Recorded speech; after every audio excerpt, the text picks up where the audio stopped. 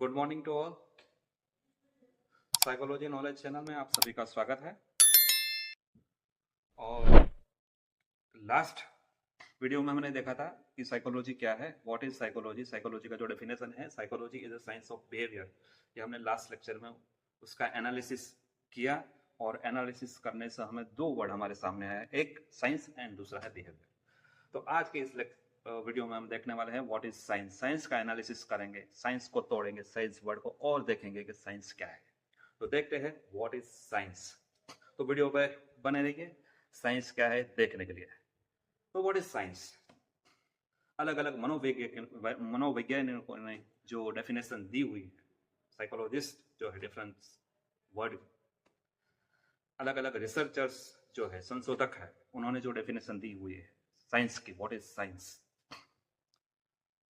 तो उसके बारे में हमें आज बात करनी है। जो वैज्ञानिकों ने या तो मनोवैज्ञानिकों ने कहा है कि साइंस क्या है। डेली लाइफ में हम एवरीडे यूज करते हैं साइंस शब्द का।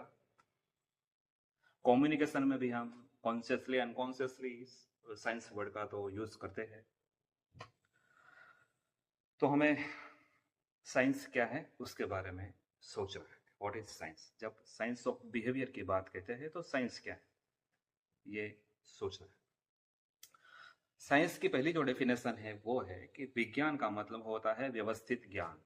विज्ञान का मतलब होता है व्यवस्थित ज्ञान, systematic knowledge. Science means systematic knowledge. Systematic knowledge, knowledge है किसी ने कहा हुआ नहीं है। कोई ऐसी नहीं है कि हम ऐसे ही बात कर रहे हैं, जो ऐसे ही हम बात करते हैं उसको नॉलेज नहीं कहते। किसी ने कहा हुआ है वो भी नॉलेज नहीं है। मगर जो सिस्टेमेटिक नॉलेज है, सिस्टेमेटिक का मतलब क्या हुआ, कलेक्शन। सिस्टेमेटिक का मतलब है कलेक्शन है। सिस्टेमेटिक का मतलब ये हुआ कि जो साइंस, जो रिसर्च होता है, जो एक्सपेरिमेंट होता है, जो मेथड होती है,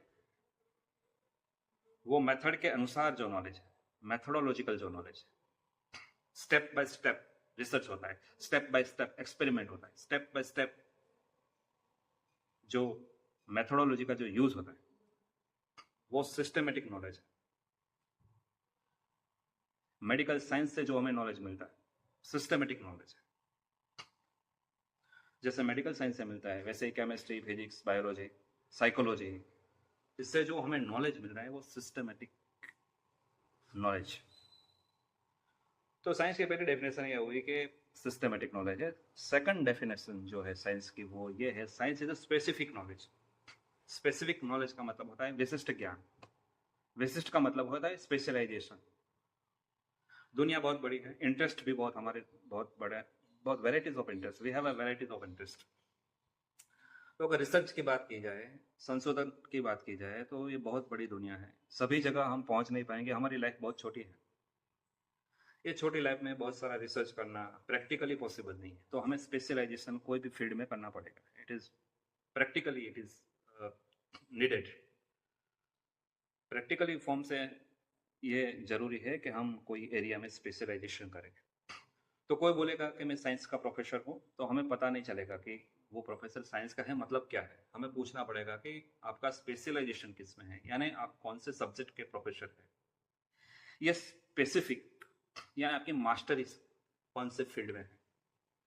क्योंकि साइंस में तो बॉटनी भी है, जूलॉजी है, साइंस में केमिस्ट्री है, फिजिक्स है, ओके, मटेरियल साइंस है, बहुत सारे साइंस के टाइप्स हैं, वेराइटीज ऑफ साइंस, बायोलॉजी। तो ये जो साइंस है केवल साइंस बोलने से नहीं चलता है। स्पेसिफिक नॉलेज, जैसे बॉटनी है वो स्पेसिफिक नॉलेज है। कौन सी चीज का, वनस्पति शास्त्र, वनस्पति जो भी है, जो भी वृक्ष है, वनस्पति है, उसका स्टडी कहाँ जाएगा, बॉटनी में। जूलॉजी है तो एनिमल का स्टडी होगा जूलॉजी में। तो ये स्पेशलाइजेशन हुआ, स्पेसिफिक नॉलेज। जब आप कोई भी एरिया में जाते हैं तो आपको स्पेशलाइजेशन करना पड़ता है, क्योंकि साइंस है वो जनरल साइंस नहीं है, उसका स्पेसिफिक उसका एरिया है। तो स्पेसिफिक नॉलेज है, साइंस है पर्टिकुलर, स्पेसिफिक नॉलेज। साइकोलॉजी में भी है, बहुत सारी ब्रांचेज है। अगर साइकोलॉजी में हमें आगे बढ़ना है तो इंडस्ट्रियल साइकोलॉजी है, क्लिनिकल साइकोलॉजी है, चाइल्ड साइकोलॉजी है, सोशल साइकोलॉजी है।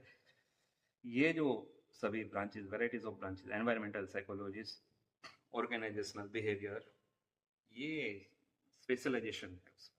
रिसर्च जो होता है कॉग्निटिव साइकोलॉजी, जो अभी का डेवलपिंग जो पूरा एरिया है साइकोलॉजी का, अभी जो डेवलप हो रहा है, अभी डेवलपिंग है। आर्टिफिशियल इंटेलिजेंस, ये कॉग्निटिव साइकोलॉजी में आता है। तो ये स्पेसिफिक नॉलेज का मतलब होता है कि जो सब्जेक्ट होता है वो बहुत ब्रेड होता है, मगर उसमें कुछ स्पेशलाइजेशन। केमिस्ट्री है तो chemistry itself it is a specific, मगर उसमें भी ऑर्गेनिक केमिस्ट्री, वो उसका अंदर फिर स्पेशलाइजेशन हो गया। ओके, क्लिनिकल साइकोलॉजी वो स्पेसिफिक हुआ, साइकोलॉजी में स्पेसिफिक हुआ क्लिनिकल साइकोलॉजी। मगर क्लिनिकल में भी आप बोलेंगे कि तो मैं ओसीडी का ही ट्रीटमेंट करता हूँ, मैं केवल ओसीडी का मैनेजमेंट करता हूँ, बिहेवियर मैनेजमेंट, तो फिर आप स्पेशलाइजेशन हो गए ओसीडी। या तो फिर रिलैक्सेशन थेरेपी में आप एक्सपर्टाइज करते हैं, तो आपका स्पेशलाइजेशन हुआ रिलैक्सेशन थेरेपी का। तो ये बात हुई स्पेसिफिक नॉलेज की। तो पहली बात हमने कही, science is a scientific knowledge. Science का मतलब होता है व्यवस्थित ज्ञान। दूसरी बात होता है science is a specific knowledge, specialisation. Specific area में हमें रिसर्च करना पड़ेगा, क्योंकि वेराइटीज ऑफ एरिया, इतने सारे एरिया है, पूरी लाइफ चली जाएगी। बहुत सारे एरिया में अगर हम रिसर्च करने जाएंगे, प्रैक्टिकली पॉसिबल नहीं है कि सभी एरिया में हम घुसे और सभी एरिया में हम रिसर्च करें। It is not a practically possible. So ये जो रिसर्च करना पड़ेगा, या तो हमें आगे बढ़ना पड़ेगा, तो कुछ स्पेसिफिक हमें एरिया में आगे बढ़ना पड़ेगा, उसको कहते हैं स्पेसिफिक नॉलेज है, पर्टिकुलर। जैसे कोई डॉक्टर भी होगा, बोलेगा तो मैं डॉक्टर हूं, तो आपको बोलना पड़ेगा कि आप डॉक्टर है, मगर कौन सी चीज के डॉक्टर, कौन से एरिया में स्पेशलाइजेशन है। आप कान के डॉक्टर है, आंख के डॉक्टर है, आप ऑर्थोपेडिक है, हार्ट के डॉक्टर है, या न्यूरोसर्जन है। तो मेडिकल साइंस में भी केवल डॉक्टर बोलने से या एमबीबीएस से नहीं चलते, उसमें स्पेसिफिक स्पेशलाइजेशन, उस स्पेसिफिक एरिया को हमें सेलेक्ट करना पड़ेगा, चूज करना पड़ेगा, और उसके बाद वो एरिया है उसमें कुछ रिसर्च करेंगे, तब वो स्पेसिफिक नॉलेज होता है, पर्टिकुलर नॉलेज होता है। जो नॉलेज है पर्टिकुलर सब्जेक्ट का होता है, जो नॉलेज स्पेसिफिक सब्जेक्ट का होता है, स्पेसिफिक एरिया का होता है, वो जो है नॉलेज, वो साइंटिफिक नॉलेज है, वो साइंस में उसका स्टडी होता है। तो वेराइटीज ऑफ साइंस हमारे पास अवेलेबल हुए, क्योंकि साइंस स्पेसिफिक हुआ, साइंस जनरल नहीं रहा हुआ, साइंस स्पेसिफिक हुआ, तो वेराइटीज ऑफ नॉलेज हमें अभी मिल रहे हैं। तो साइंस इज सिस्टमेटिक नॉलेज है, science is a specific knowledge है, science is specific knowledge, science is systematic knowledge. दूसरी बात हुई कि science is a methodological knowledge. तीसरी जो एक डेफिनेशन दी है, मेथोडोलॉजिकल नॉलेज। जितने भी साइंस है उसके मेथड है, और मेथड के अकॉर्डिंग टू मेथड वो हम रिसर्च करते हैं। अकॉर्डिंग टू मेथड वो रिसर्च करना होता है, मेथड के बिना कुछ नहीं है। जहाँ भी कुछ सीखना होता है, कुछ भी करना, एक्सपेरिमेंट करो, आप रिसर्च करो, उसकी मेथड होती है। जो भी रिसर्च करते हैं उसकी मेथड है। जैसे साइकोलॉजी में कौन सी मेथड, क्वेश्चनर मेथड है, इंटरव्यू मेथड है, केस स्टडी मेथड है, ऑब्जर्वेशन मेथड है, एक्सपेरिमेंटल मेथड है, ये सभी साइकोलॉजी की मेथड है। तो मेथोडोलॉजिकल नॉलेज है। साइंस है, साइंस का पूरा बेस क्या है, साइंस का पूरा बेस है मेथड, साइंस का बेस है मेथड। अगर मेथड हमें पता नहीं, रीत पद्धति जिसे हम कहते हैं, अगर पद्धति ही पता नहीं है तो कुछ आगे हम बढ़ने वाले नहीं। मेथोडोलॉजिकल नॉलेज जो हम बोल रहे हैं वो पूरा मेथड के अनुसार हमारा बोलना होना चाहिए।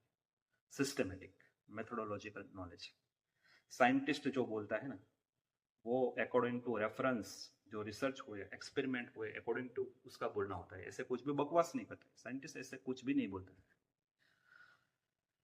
तो मनोवैज्ञानिक भी जो बोलते हैं वो ऑन द रिसर्च बेस्ड होना चाहिए। मेथोडोलॉजिकल नॉलेज की बात हम जब करते हैं, मेथड, हर एक की एक मेथड है। प्रैक्टिकल कैसे करना है, केमिस्ट्री में प्रैक्टिकल कैसे करेंगे, अकॉर्डिंग टू मेथड। साइकोलॉजी में प्रैक्टिकल कैसे करेंगे, हर एक की मेथड है। वो मेथड अगर आपने फॉलो नहीं की, आप एक्सपेरिमेंट आपका सही नहीं हुआ, it is a wrong experiment, तो उसको हम साइंस नहीं बोलेंगे। जहाँ मेथड नहीं है वहाँ साइंस नहीं, हर एक की मेथड है। सुई कैसे लगानी, इंजेक्शन कैसे लगानी, वो भी मेथड है। कोई व्यक्ति सुई लगाएगा, आपको बहुत पेन होगा, क्योंकि उसको मेथड पता नहीं है। कोई सुई लगाएगा, आपको पता भी नहीं चलेगा। इंजेक्शन एक व्यक्ति लगाता है, आपको पता ही नहीं चलता है, क्यों? उसको मेथड पता है इंजेक्शन कैसे लगाना।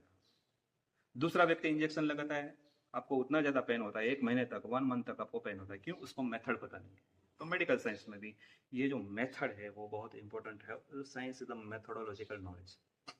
तो स्पेसिफिक नॉलेज है, systematic knowledge, specific knowledge, methodological knowledge है। साइंस का दूसरा मतलब होता है रिसर्च एंड एक्सपेरिमेंट। सबसे बहुत बड़ा ये डेफिनेशन है, research and experiment. Okay, science का मतलब, what is the science? Science is the collection of research and experiment. जो भी रिसर्च हुआ है पूरे वर्ल्ड में। केमिस्ट्री में क्या है? केमिस्ट्री में जितना भी रिसर्च हुआ केमिस्ट्री में, उसका एक कलेक्शन हुआ, तो उसको साइंस कहते हैं। तो collection of research and experiment है वो साइंस। तो साइंस का मतलब रिसर्च एंड एक्सपेरिमेंट है। तो रिसर्च का पता कैसे चलेगा? एक्सपेरिमेंट का पता कैसे चलेगा? हमें एक्सपेरिमेंट का नॉलेज चाहिए, रिसर्च का नॉलेज चाहिए, तो उसके लिए बुक्स है। जो भी हम टेक्स्ट बुक पढ़ रहे हैं, जो भी हम रीडिंग कर रहे हैं, टेक्स्ट बुक क्या है? Ultimately text book is the collection of research papers, या तो जो भी रिसर्च की समरी है। हमारे बुक्स कैसे बनते हैं? जो भी रिसर्च होता है, जो भी मनोवैज्ञानिक है, वो कुछ बताते हैं, वही हम पढ़ते हैं। तो एक तो रिसर्च पढ़ने के लिए बुक्स अवेलेबल है। First is the text book. Text book is the collection of research, all the research and experiment. तो बुक्स पढ़ने से पता चलता है कि क्या चल रहा है पूरी दुनिया में, क्या चल रहा है पूरी दुनिया की बात सुनिए, छोड़िए आप पूरी दुनिया की, मगर हमारे सब्जेक्ट के बारे में अगर हमें नॉलेज बढ़ाना हो तो हमें ऑथेंटिक बुक पढ़नी चाहिए। और ऑथेंटिक बुक हमें फॉरेन में मिलेगी, इंग्लिश में मिलेगी, हिंदी में उतनी अवेलेबल नहीं है, गुजराती में तो आपको अवेलेबल मिलेगी ही नहीं। तो अगर बुक पढ़नी है तो इंग्लिश में पढ़िए, क्योंकि इंग्लिश बुक में जो रिसर्च बेस्ड नॉलेज हमें मिलेगा, रिसर्च बेस्ड नॉलेज हमें एक तो टेक्स्ट बुक में से मिलेगा। हम जब बात कर रहे हैं science is research and experiment, तो हमें फिर से वही सोचना पड़ेगा कि हमें जो रिसर्च और एक्सपेरिमेंट है उसका पता कैसे चलेगा। तो उसका एक सोर्स है, ये जो बुक्स है वो सोर्स, रिसर्च का सोर्स है। बुक्स हम अगर बुक्स में होगा, जो भी हम पढ़ते हैं, साइकोलॉजी के जितने भी बुक पढ़ रहे हैं उसमें क्या है? रिसर्च का कलेक्शन है, एक्सपेरिमेंट का कलेक्शन है, जो भी मनोवैज्ञानिकों ने बताया हुआ है वही सब उसमें लिखा हुआ है। तो बुक्स जो है वो एक। दूसरी बात क्या है? दूसरे रिसर्च पेपर, जो भी वर्ल्ड में रिसर्च होते हैं, जो दुनिया में संशोधन हुए, वो संशोधन के रिसर्च पेपर बन जाता है। रिसर्च पेपर का मतलब है कि छोटा हुआ, जो छोटा 4 या 5 पेज का जो है, मैक्सिमम 4 to 5 पेज का जो रिसर्च पेपर होता है, वो पूरा रिसर्च का हमें इंडिकेशन, पूरा हमें उसके बारे में बताता है, इंफॉर्मेशन देता है। तो रिसर्च पेपर है वो हमें बताता है कि रिसर्च क्या है। अब पूरा रिसर्च अगर पढ़ने जाएंगे तो बहुत सारे दिन लगेंगे, हमारे पास टाइम उतना नहीं लगेगा पूरे रिसर्च को हम A to Z पढ़े। तो हम रिसर्च पेपर पढ़ लेते हैं तो हमें पता चल जाता है ओवरऑल रिसर्च में क्या हुआ, कौन सी मेथोडोलॉजी का यूज़ किया, कौन सी स्टेटिस्टिक्स का यूज़ किया, ये रिसर्च पेपर पढ़ने से हमें पता चलेगा। तो एक तो रिसर्च की जब बात आती है, ये रिसर्च जो है, science is research and experiment, तो एक तो बुक से पता चलेगा, दूसरा रिसर्च पेपर से पता चलेगा। रिसर्च पेपर है वो हमें कहाँ मिलेंगे? तो रिसर्च पेपर हमें मिलेगा जर्नल में, रिसर्च जर्नल में। तो रिसर्च जर्नल हम पढ़ेंगे, अमेरिकन साइकेट्रिक एसोसिएशन की है, ब्रिटिश साइकेट्रिक एसोसिएशन की, बहुत सारी जर्नल्स है जो फॉरेन के जर्नल्स है। आप फॉरेन के जर्नल्स को पढ़िए, फॉरेन के जर्नल्स को आप पढ़ेंगे तो उसमें रिसर्च पेपर क्यों पढ़ना है? कि डेली अपडेट हो रही है, जो भी दुनिया में बनना है सब रिसर्च की वजह से। दुनिया में जो चेंजेस आए, दुनिया में जो सोशल चेंजेस आया, इकोनॉमिकल चेंजेस आया, जो भी टेक्नोलॉजी आई, वो उसका बेस है साइंस, रिसर्च। तो ये जो रिसर्च हुआ, जितना भी रिसर्च हुआ, ये रिसर्च है, उसका कलेक्शन है, वो हमें कहाँ मिलेगा? रिसर्च जर्नल में। तो रिसर्च जर्नल पढ़नी चाहिए, जो भी फॉरेन के रिसर्च जर्नल है, ऑथेंटिक रिसर्च जर्नल है, अगर हम उसको पढ़ेंगे तो हमें पता चलेगा कि क्या रिसर्च हो रहा है, अपने एरिया में कौन सा रिसर्च हो रहा है। आप रिसर्च जर्नल को पढ़िए, तो रिसर्च जर्नल है उसमें हमें रिसर्च मिलेगा, जितने भी रिसर्च हुए वो हमें रिसर्च जर्नल में मिलेंगे।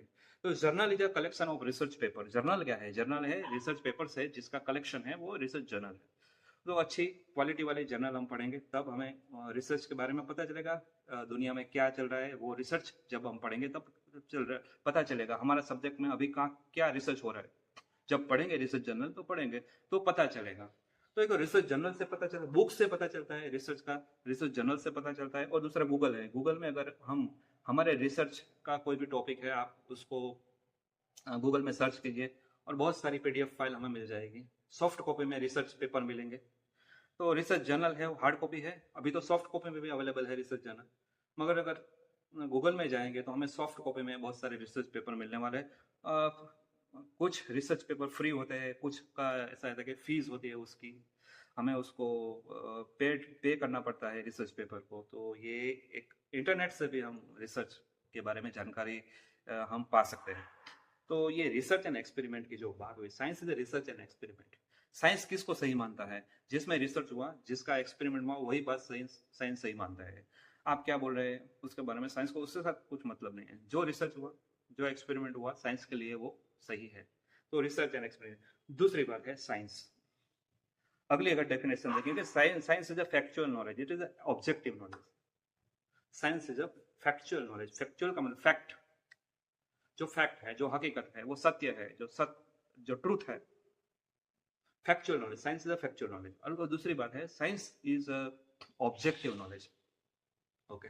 फैक्चुअल नॉलेज मतलब है कि फैक्ट क्या है, साइंटिस्ट क्या करता है। साइंटिस्ट हमेशा फैक्ट को संशोधन करेगा, फैक्ट को सर्च करेगा। Okay, to search a fact is a function of scientist. तो वैज्ञानिक का काम क्या है? जो फैक्ट है, जो भी घटनाएं बन रही है आजू बाजू, हमारे एनवायरनमेंट के आजू बाजू, हम जहाँ बैठे हैं उसके आजू बाजू, हम जहाँ काम कर रहे हैं उसके आजू बाजू, समाज में, सोसाइटी में, फैमिली में, देश में, जहाँ भी हम जाते हैं कुछ ना कुछ घटनाएं बनती रहती है और उसका ऑब्जर्वेशन करना चाहिए। ऑब्जर्वेशन जब करते हैं तो हमारे दिमाग में क्वेश्चन आता है कि वाई, ऐसा क्यों हो रहा है। अगर कॉलेज में बच्चे नहीं आ रहे हैं तो क्यों नहीं आ रहे हैं? मनोवैज्ञानिक को प्रश्न होगा, साइंटिस्ट को प्रश्न होगा कि क्यों नहीं आ रहे, what is the cause, reason क्या है, इरेग्युलरिटी का रीजन क्या है, पता हमें लगाना पड़ेगा। तो ये जो फैक्ट है, रीडिंग मोटिवेशन स्टूडेंट में क्यों नहीं है, क्वेश्चन मार्क है, व्हाई। तो ये जो बिहेवियरल प्रॉब्लम जैसे है, साइंस जो साइकोलॉजी को जो बिहेवियरल प्रॉब्लम है, रीडिंग मोटिवेशन क्यों नहीं है, राइटिंग मोटिवेशन की बात है, रेगुलरिटी की बात है, लर्निंग मोटिवेशन की बात, सीखना है, तो ये सब attitude towards the college, attitude towards the lecture, ये सब जो बातें हैं वो अब अगर हम रिसर्च करेंगे ना, तब ये जो फैक्ट है हमें ढूंढना पड़ेगा। हमें पता नहीं है क्यों। जब हम बोलते हैं ऐसे ही कि ये कारण है, ये कारण, ये इस वजह से नहीं आते, ये वजह से नहीं आते, तो वो साइंटिफिक नहीं है। हमारा वो बोलना साइंटिफिक नहीं है। मगर हम जब फैक्चुअल नॉलेज का मतलब होता है, जब हम रिसर्च करेंगे, जब हम एक्सपेरिमेंट करेंगे, तब हमें पता चलेगा कि वो एक्चुअली उसका रीजन क्या है। तो science is a factual knowledge. Factual मतलब होता है कि जो हकीकत जो बनी हुई है, वास्तविक ज्ञान है, सही ज्ञान, सही ज्ञान। साइंटिस्ट हमें सही ज्ञान, फैक्ट क्या है वो हमेशा साइंस दिखाता है। गर्मी क्यों बढ़ रही है, बारिश क्यों कभी आ रही है, कभी नहीं आ रही है। विंटर के सीजन में स्नोफॉल दिसंबर में होता था, अभी मार्च में हो रहा है। ये जो पूरा सीजन पूरा घूम गया। गर्मी की सीजन में कभी गर्मी होती है, कभी नहीं होती है, बारिश की सीजन में होती है। ये जो इरेगुलरिटी ऑफ सीजन में आई, क्यों आई? फैक्ट बताता है। ग्लोबल वार्मिंग क्या है, फैक्ट बताया है। पोल्यूशन क्यों हो रहा है, साइंस बताता है, फैक्ट बताता है क्यों हो रहा है। हार्ट डिसीज क्यों हो रहा है, फैक्ट, साइंस बताया, fact. Smoking injurious to health, smoking injurious to health, tobacco injurious to health, alcohol injurious, ये फैक्ट है। इसको हमें मानना पड़ेगा क्योंकि साइंस बोलता है according to experiment and research. तो फैक्ट आती कहाँ से है? Experiment and research. एक्सपेरिमेंट और रिसर्च से हमें फैक्ट का पता चलता है कि वो सही क्या है। हमारी मान्यताएं, हमारी परंपराएं, हमारे रीति रिवाज जो भी है, या तो रिलीजन है, जो भी है, वो साइंटिफिक है या नहीं हमें पता नहीं है। जब रिसर्च करेंगे तब पता चलेगा कि वो कितना साइंटिफिक है। तो ये सब क्वेश्चन है, उसको हमारी मान्यता के साथ कुछ मतलब नहीं है। Science is not connected with our belief और प्रेजुडाइज, और ये जो भी है, बहुत सारी चीजें ऐसी है जो साइंटिफिक नहीं है, फैक्ट नहीं है। तो साइंस को पढ़ना है फैक्चुअल नॉलेज के बारे में, फैक्ट है वो जानने के लिए। अगर फैक्ट को जानेंगे तो हमारी बहुत सारी मान्यताएं खत्म हो जाएगी। जो गलत मान्यता है, पूर्वग्रह है, अंधश्रद्धा है, ये सब खत्म किसने किया? साइंस ने किया। कैसे खत्म किया? फैक्ट दिखा के, फैक्ट दिखा दी साइंस, और खत्म कर दिया हमारी अंधश्रद्धा, वहम या जो भी है। ओके। तो ये जो सब बात है, कास्ट की बात आती है, रिलीजन की बात आती है, लैंग्वेज की बात आती है, रीजन की बात आती है, ये सब हमने जो भेद खड़े किए हुए हैं, सब अनसाइंटिफिक है। साइंस उसको मानता नहीं है, फैक्ट नहीं है, it is not a factual.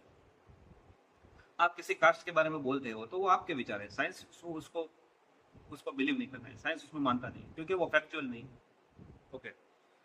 तो साइंस क्या मानता है, उसको जानने के लिए हमें साइंस का स्टडी करना पड़ेगा। साइंस का स्टडी करेंगे ना तभी हमारे बिहेवियर में चेंज आएगा, हमारी मान्यताएं खत्म होगी, जो गलत मान्यता है वो खत्म हो जाएगी, सही मान्यता हम लाएंगे, हमारा साइंटिफिक माइंड हम डेवलप कर पाएंगे। कब कर पाएंगे? जब हम साइंस को स्टडी करेंगे तब। इसलिए साइंस को स्टडी करना है, सभी को साइंस को स्टडी करना है। साइकोलॉजी जब हम स्टडी करते हैं तो हम मेंटली हेल्थ हमारा अच्छा होना चाहिए। प्रेजुडिस खत्म करना है, किसकी जवाबदारी है? साइकोलॉजिस्ट की है। अब साइकोलॉजिस्ट वाला ही अंदर कचरा लेके, अंदर गंदगी लेके बैठ जाएगा तो प्रेजुडिस खत्म होंगे नहीं। वो संस्था में से हो गए नहीं, देश में से हो गए नहीं, कहाँ भी पूर्वग्रह नहीं खत्म। इसका मतलब ये हुआ कि प्रेजुडाइज जो है वो खत्म करना चाहिए। गलत मान्यता है वो हमारे में नहीं होनी चाहिए। जो साइकोलॉजी साइकोलॉजी का फायदा क्या है? साइकोलॉजी पढ़ने का फायदा, क्योंकि साइकोलॉजी फैक्ट दिखाता है, फैक्चुअल नॉलेज। और इसलिए ये जो है फैक्ट की बात है। मैं बहुत बार एग्जांपल देता हूँ, कॉन्फ्रेंस की बहुत बार एग्जांपल देता हूँ। कॉन्फ्रेंस में हम जब जाते हैं, हमें पता नहीं होता है कि जो पूरे इंडिया में से लोग आते हैं, कौन सी कास्ट का है, कौन सा रिलीजन का है, सब लोग साथ में मिलते हैं, साथ में खाते हैं, साथ में रहते हैं, साथ में घूमते हैं, बातें करते हैं।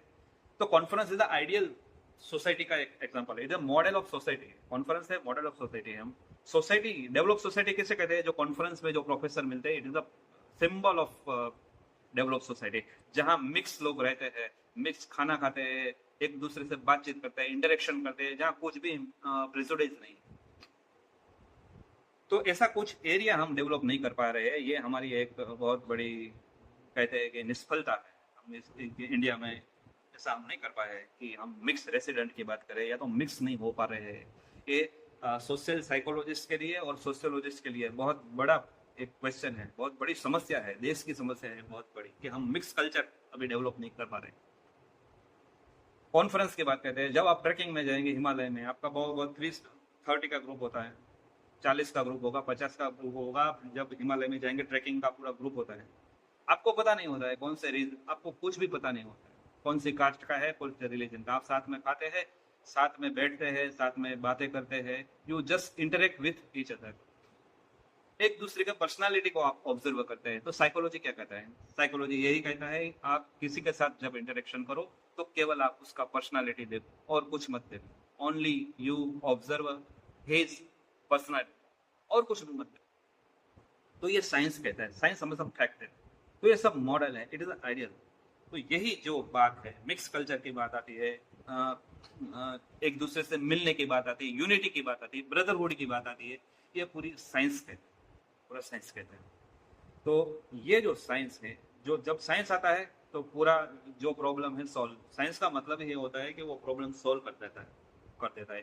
रिसर्च होता है, एक्सपेरिमेंट होता है, हम फैक्ट को आइडेंटिफाई करते हैं, क्यों करते हैं, प्रॉब्लम जो है उसका सॉल्यूशन करने के लिए। तो साइंस है फैक्चुअल नॉलेज है, साइंस है वो वास्तविक ज्ञान है। फैक्चुअल नॉलेज का मतलब होता है वास्तविक ज्ञान। ओके, फैक्चुअल फैक्ट दिखाता है। ऑब्जेक्टिव नॉलेज है, ऑब्जेक्टिव मतलब कि आपकी मान्यता के साथ उसको कुछ मतलब नहीं है, आपके मान्यता के साथ कुछ मतलब नहीं है। बोटनी को पूछिए व्हाट इज काउ, गाय क्या है, बोटनी का बोलेगा ये गाय है, इसका सेल ये है। नहीं, बोटनी नहीं, जूलॉजी का, जो भी जूलॉजी का प्रोफेसर होगा उसको पूरा एनालिसिस कर देगा काउ का क्या, पूरा उसका बॉडी का एनालिसिस कर देगा, पूरे सेल का भी एनालिसिस कर देगा। मेडिकल जो वेटरनरी डॉक्टर होगा वो भी कर देगा। ओके, आप गाय को माता मानते हैं, it is a belief, only it is a belief. Science के लिए वो एनिमल है केवल। सूर्य है, फिजिक्स वालों को पूछे सूर्य का, it is only one type of ग्रह है, तारा है, हम उसको भगवान मानते हैं, ये हमारी बिलीफ है। तो ये सब जो चीजें, कुछ कल्चरल चीज हमने बहुत सारी है, और साइंस और कल्चर में कन्फ्लिक्ट चलता रहता है, साइंस और कल्चर में कन्फ्लिक्ट चलता रहता है। मगर साइंस रुकता नहीं है, साइंस कभी रुकता नहीं है, साइंस चलता ही रहता है। और साइंस रुकता नहीं है, चलता रहता है। और साइंस क्या करता है? चेंजेस लाता है, सोसाइटी में चेंजेस लाता है, हमारे बिलीफ में, रॉन्ग जो बिलीफ है उसमें चेंजेस लाता है, हमारी मान्यताओं में चेंजेस लाता है, हमारे व्यवहार में चेंजेस लाता है। और चेंजेस का मतलब ही हुआ एजुकेशन। एजुकेशन का मतलब, लर्निंग का मतलब क्या हुआ? लर्निंग का मतलब है changes, relative and permanent changes due to previous experience. Experience का मतलब है आप जिसी के साथ इंटरेक्शन करते हैं वो एक्सपीरियंस बन जाता है। कोई भी स्टिमुलस जिसके साथ इंटरेक्शन करते हैं वो एक्सपीरियंस हो गया। और एक्सपीरियंस से हमारे बिहेवियर में चेंज होना चाहिए। अगर चेंज हो रहा है तो हम कुछ सीखे हुए, अगर चेंज नहीं हो रहा है तो हम कुछ नहीं लर्निंग का मतलब यही होता है कि रिलेटिव एंड परमानेंट चेंज। ये science, this is science, fact बताता है, फैक्ट बताता है, वास्तव ऑब्जेक्टिविटी बताता है। तो ये ऑब्जेक्टिविटी जो है या फैक्ट है वो हमें पता कैसे चलती है? तो एक असेसमेंट से चलती है, मेजरमेंट से चलती है। कुछ असेसमेंट करते हैं, कुछ मेजरमेंट करते हैं, स्टैटिस्टिक्स से पता चलता है, हमें फैक्ट का पता चलता है। डॉक्टर के पास जाता है कोई दर्दी, कहता है कि मुझे तो लिवर में, मैं शराब पी रहा हूँ मगर मुझे तो लग रहा है मेरे लिवर में कुछ नुकसान नहीं है। डॉक्टर क्या बोलेगा? डॉक्टर बोलेगा कि आप लिवर का जो है सोनोग्राफी कराओ, फिर पता चलेगा। सोनोग्राफी में जो आएगा वो साइंस, उसको कहते हैं साइंस। क्या किया उसने? उसने किया sonography. It is a measurement, एक मेजरमेंट है, एक असेसमेंट है, एक असेसमेंट है, उसका डायग्नोसिस है। डायग्नोसिस करने के लिए टूल्स का यूज किया, सोनोग्राफी। तो ये साइंस।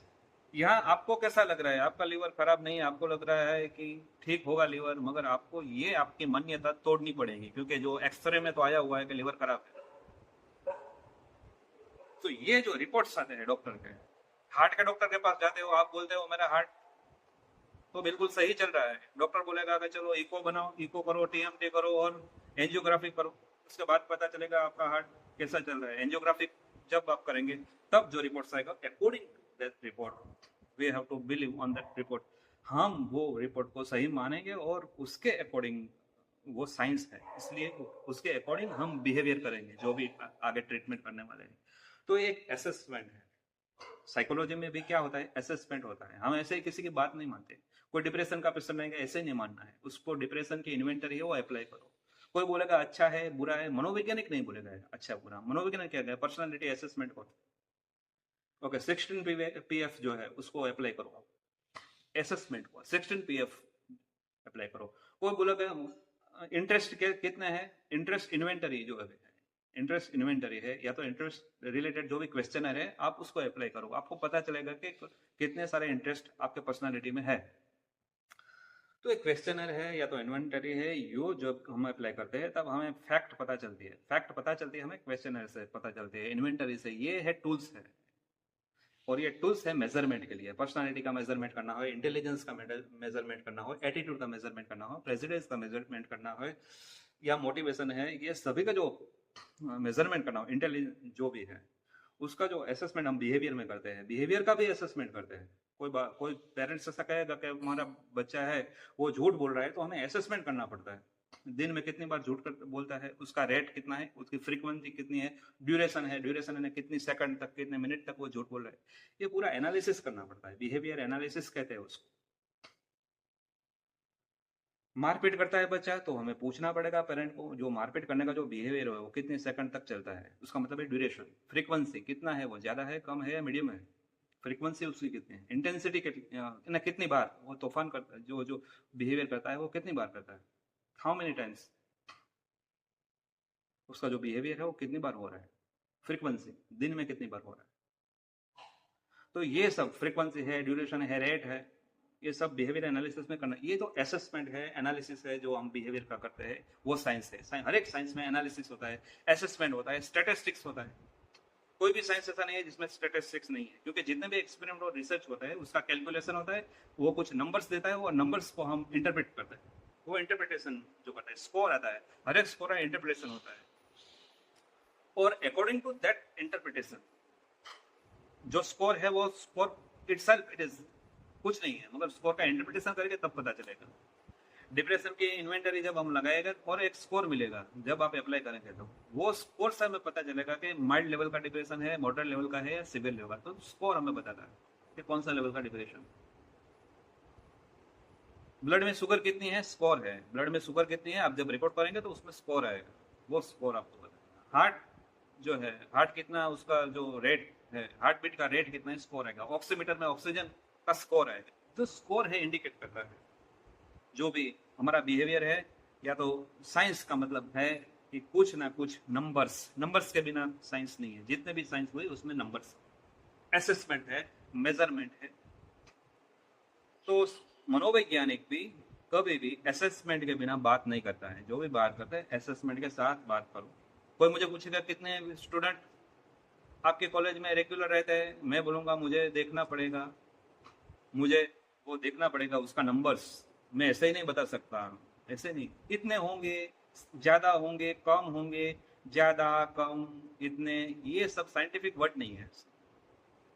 साइंस है हमेशा स्पेसिफिक नंबर की बात करता है। कोई बोलेगा कितने स्टूडेंट, तो मैं बोलूंगा 50 स्टूडेंट्स एवरीडे प्रेजेंट रहते हैं, या तो 40 स्टूडेंट एवरीडे प्रेजेंट रहते हैं, जो भी नंबर हमें मिलेगा।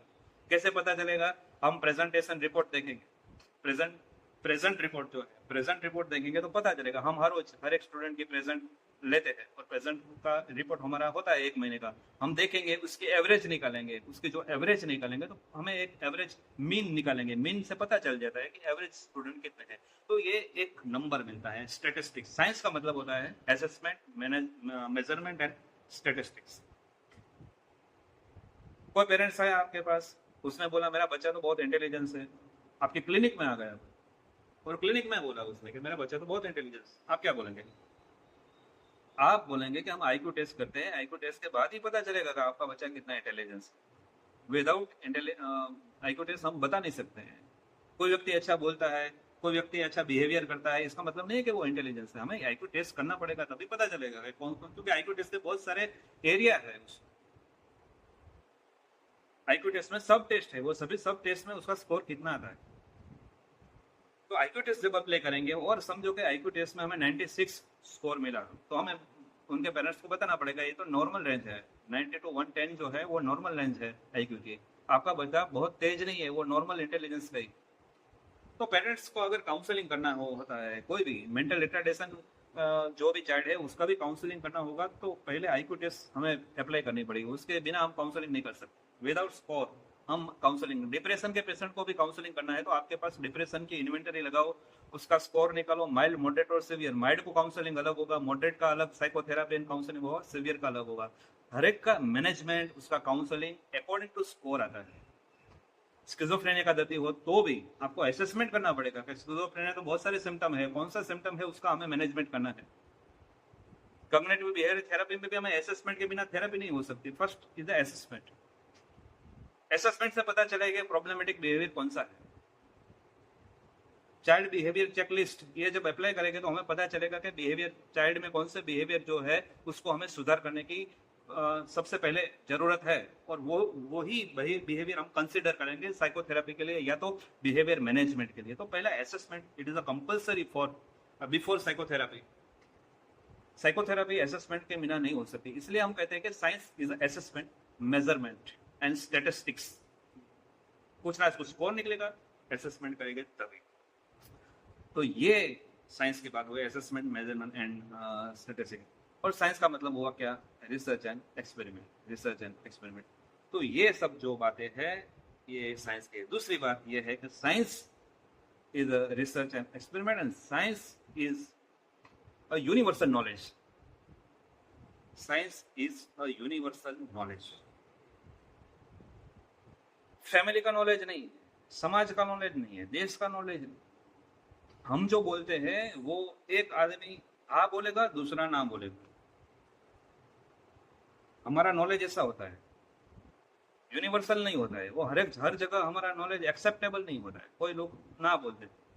मगर साइंस है, वो साइंस यूनिवर्सल है। इसका मतलब ये हुआ कि साइंस ने जो कंक्लूजन दी है, साइंस ने जो नॉलेज दिया है, वो आप अमेरिका में जाओ, यूरोपियन कंट्री में जाओ, एशियन कंट्री में जाओ, जापान में जाओ, चाइना में, कोई भी देश में आप जाओ, वर्ल्ड के कोई भी कंट्री में आप जाओ, जो साइंस ने नॉलेज दिया हुआ है वो यूनिवर्सल एक्सेप्टेबल है। इसका मतलब आप कहीं भी साइंस के बेस पे कम्युनिकेशन कर सकते हैं। डोंट स्मोक, ये आप अमेरिका में भी एप्लीकेबल है, जापान में भी एप्लीकेबल है, यूरोपियन कंट्रीज में भी एप्लीकेबल, क्योंकि वो यूनिवर्सल नॉलेज। जो रिसर्च होता है वो यूनिवर्सल रिसर्च है, हर एक कंट्री में चल रहा है। तो रिसर्च बेस्ड जो नॉलेज है वो यूनिवर्सल, साइंस यूनिवर्सल नॉलेज है।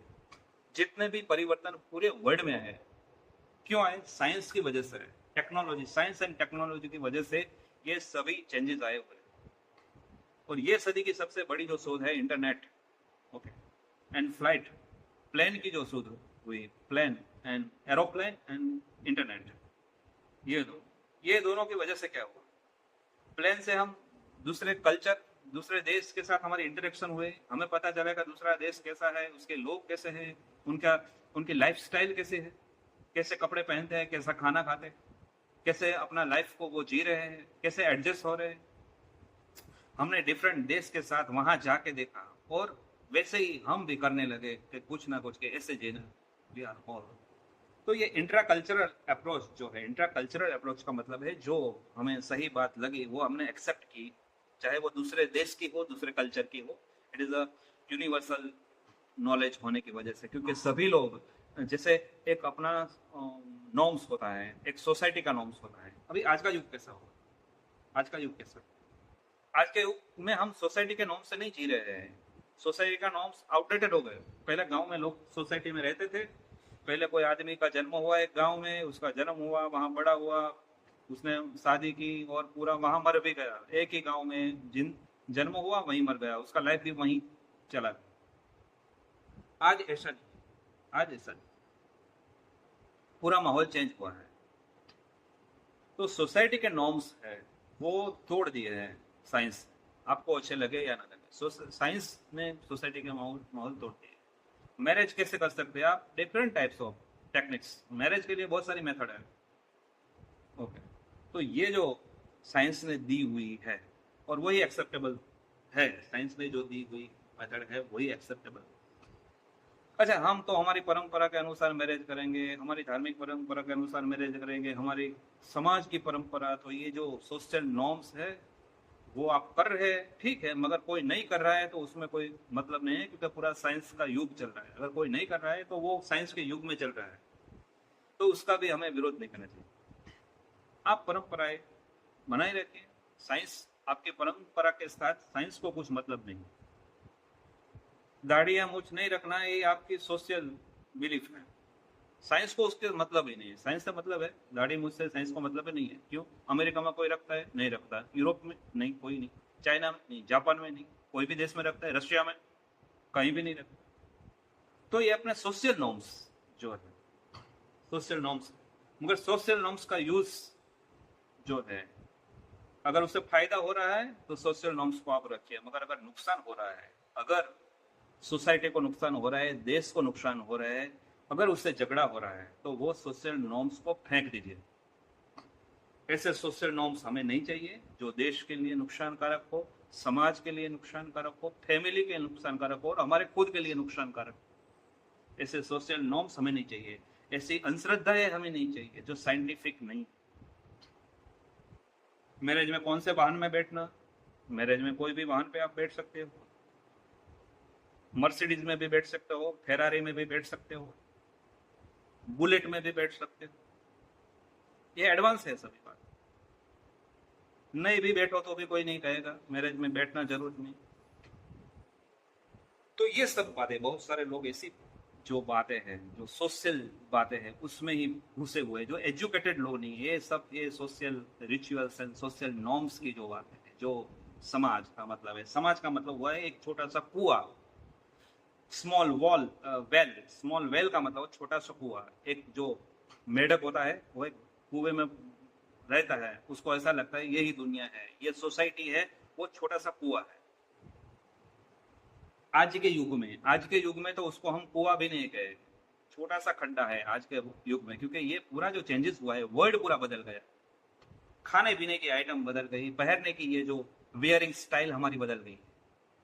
ये घड़ी पहनते हैं वो भी हम यूनिवर्सल जो एक्सेप्टेबल है वैसी कंपनी की हम पहनते। हमारे जूते से हम पहन के, पेन ले लो, जूता ले लो, कपड़ा ले लो, खाना ले लो, जो भी चीजें हैं सब साइंस ने दी। और हमारा जो बिहेवियर है, वो जो चेंजेस आया, सोशल चेंजेस हर एक लाइफ स्टाइल में आया, हमारी सोच में भी वो आना चाहिए। लाइफ स्टाइल में था मगर अभी सोच में नहीं आ रहा। सोच में लाना, ये वॉर हो रहे हैं, युद्ध हो रहे हैं, संघर्ष हो रहा है, झगड़ा हो रहा है, क्यों हो रहा है? क्योंकि हमारी सोच है वो साइंटिफिक नहीं है। सोच को साइंटिफिक बनाना पड़ेगा। तो यूनिवर्सल नॉलेज, यूनिवर्सल नॉलेज कहता है कि every soul is a potentially divine. ये विवेकानंद ने तो कहा था, मगर वॉटसन ने भी वही कहा, मनोवैज्ञानिकों ने भी वही कहा। क्या मनोवैज्ञानिकों ने कहा? कि जितने भी मनुष्य है वो मनुष्यों में सीखने की जन्मजात क्षमताएं रहती है, अगर उसको अपॉर्चुनिटी दी गई तो वो आगे बढ़ सकता है। अगर वो व्यक्ति को अपॉर्चुनिटी दी गई तो वो आगे बढ़ सकता है। तो अपॉर्चुनिटी देनी चाहिए। जो भी जंगली लोग हैं, गरीब लोग हैं, जिसको अपॉर्चुनिटी नहीं मिली, जो पढ़ा लिखा नहीं है, इलिटरेट है, एजुकेटेड नहीं है, वो क्या बोलता है? वो ऐसा बोलता है वो तो जंगली है। जंगली क्यों रहा? वाई? जंगली क्यों रहा? क्योंकि जंगली, उसको रहना पड़ा, उसको अपॉर्चुनिटी नहीं मिली अच्छे एनवायरनमेंट में रहने की। क्यों नहीं मिली? क्योंकि आप लोगों ने उसको एनवायरनमेंट नहीं दिया। वो जंगली रहा है क्योंकि आपने उसको अपॉर्चुनिटी नहीं दी अच्छे एनवायरनमेंट की। जहां भी हमें लगे कुछ लोग पछात है, कुछ लोग अनडेवलप है, तो उसको क्या करना है? अपॉर्चुनिटी दो, उसको डेवलप करो। ये साइंस कहता है, दिमाग में से कचरा निकालने के। ये कास्ट का है तो ऐसा है, ये रिलीजन का है तो ऐसा है, ये साइंस नहीं कहता है। साइंस कास्ट और रिलीजन की बात ही नहीं करता है, कभी नहीं करता है। कास्ट और रिलीजन की बात कहीं भी साइंस में नहीं आती। तो साइंस ऐसी बातें करता ही नहीं जिससे हमें नुकसान। साइंस हमेशा कहता है कोई भी कास्ट का हो, रिलीजन का, उसको देखने का क्या मतलब है? आप पर्सनालिटी देखो। साइकोलॉजी क्या बोलती है? फ्रॉइड ने कही कास्ट की बात की नहीं की, एडलर ने कही नहीं, वाटसन ने कही नहीं, किसी ने नहीं की कास्ट की बात नहीं। वाटसन ने उल्टी बात कही, वाटसन ने तो उल्टी बात कही। वाटसन ने तो उल्टा ही बताया कि कोई भी वंश का हो, कोई भी, आप जो हेरिडिटी की बात कर रहे हैं, कोई भी हेरिडिटी का हो, मुझे दे दीजिए, आप जो बोलेंगे वो मैं आपको कर बताऊं। तो ये जो बात है वो साइंटिफिक है। तो साइंस का मतलब होता है यूनिवर्सल नॉलेज। और यूनिवर्सल, हम मॉडर्न कब है? आप लोग मॉडर्न कब है? हम लोग मॉडर्न कब है? एडवांस कब है? डेवलप कब? जब हम मॉडर्न बोलते हैं, डेवलप बोलते हैं, एडवांस है, इसका मतलब ये है कि हम सोशल नॉर्म्स है, वो सोशल नॉर्म्स को ध्यान में रख के हम अपना लाइफस्टाइल जी रहे हैं। हमारा जो लाइफस्टाइल है वो यूनिवर्सल नॉर्म से चल रहा है, अपने जो सोशल नॉर्म से नहीं चल रहा है, मगर यूनिवर्सल जो नॉर्म्स, साइंटिफिक जो ग्लोबल नॉर्म्स जो है, पूरी दुनिया जो बिहेवियर का बिहेवियर कैसे करना है, जो पूरी दुनिया है, पूरा वर्ल्ड जो नॉर्म्स को फॉलो कर रही है, हम भी वही नॉर्म्स को फॉलो कर रहे हैं। अगर आप ऐसे norms, universal norms, global norms को अगर आप फॉलो कर रहे हैं, तो आप मॉडर्न है, आप डेवलप है, आप विकसित है। और अगर आप यूनिवर्सल नॉर्म्स को फॉलो नहीं कर रहे तो आप बैकवर्ड है, आप डेवलप नहीं, एजुकेटेड भी नहीं। तो यूनिवर्सल नॉर्म्स जो है उसको हमें फॉलो करना चाहिए, क्योंकि science is a universal. Science है, यूनिवर्सल है। दुनिया के हर एक वर्ड में यूनिटी आई। यूनिटी किसकी वजह से आई? रिलीजन की वजह से नहीं है। रिलीजन ने हमेशा झगड़ा करवाया। जहां रिलीजन गया उसने भेद निर्माण किया, रिलीजन ने भेद निर्माण, रिलीजन ने झगड़े करवाए। जो यूनिटी है, आज स्कूल में यूनिटी क्यों है? स्कूल में हर एक कास्ट के स्टूडेंट पढ़ रहे हैं, हर एक रिलीजन के स्टूडेंट पढ़ रहे हैं, एजुकेशन की वजह से, साइंस की वजह से। यूनिटी आती है साइंस की वजह से। दुनिया में भी यूनिटी चाहिए, देश में भी यूनिटी चाहिए, तो साइंस को लाना पड़ेगा। साइंस के बिना यूनिटी नहीं है। तो साइंस हमें देता है यूनिटी देता है। साइंस हमें यूनिवर्सल नॉलेज है। यूनिवर्सल है, यूनिवर्सल का मतलब ये हुआ है कि हर एक, अगर आप यूनिवर्सल नॉर्म को फॉलो कर रहे हैं, यूनिवर्सल नॉर्म्स जो है, जो यूनिवर्सल नॉर्म्स है उसको अगर आप फॉलो कर रहे हैं, तो आप अमेरिका में जाएंगे, जापान में जाएंगे, या चाइना में जाओ, या तो यूरोपियन कंट्री में जाओ, कहीं भी आप घूम सकते हैं, आपको कुछ भी प्रॉब्लम नहीं होने वाले। क्योंकि आप फॉलो कौन से नॉर्म्स कर रहे हैं? यूनिवर्सल नॉर्म्स कर रहे हैं।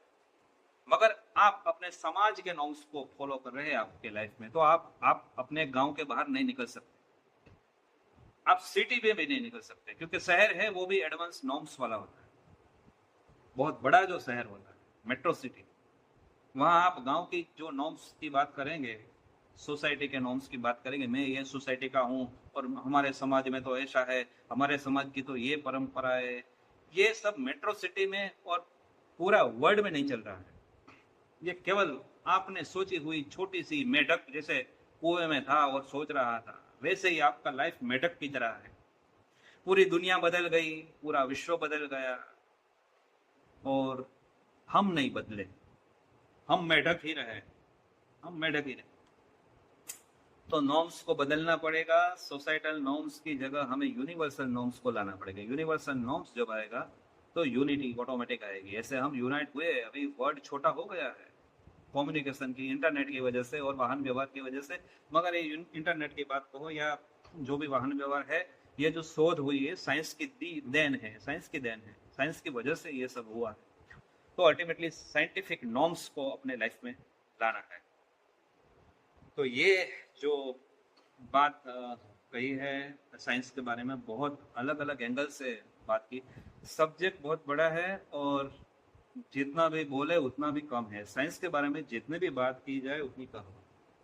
तो हम फर्स्ट से अभी उसका समराइज करते हैं, व्हाट इज साइंस। तो व्हाट इज साइंस के बारे में, science is a systematic knowledge, science is a specific knowledge, science is a methodological knowledge, science is an assessment, measurement and statistics, science is a research and experiment, and science is a factual knowledge, objective knowledge, and science is a universal knowledge। तो यहाँ ये lecture मैं पूरा करता हूँ।